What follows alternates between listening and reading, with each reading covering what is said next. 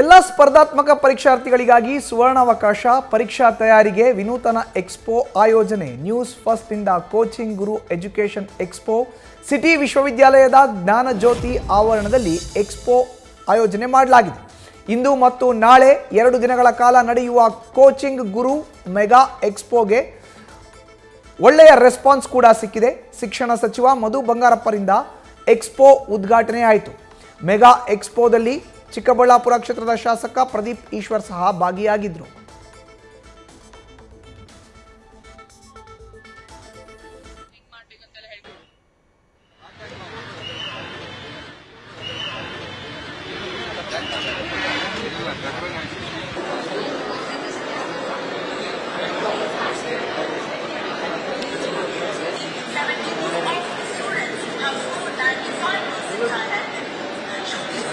Itself, I read the Shankar Academy Environmental Issues. I used to prepare for civil service.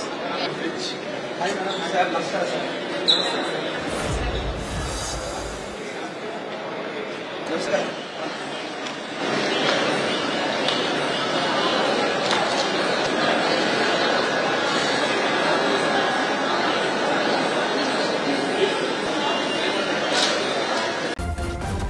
News first ನಿರ್ಭೀತಿಯಿಂದ ನಿಮ್ಮ ಪರವಾಗಿ.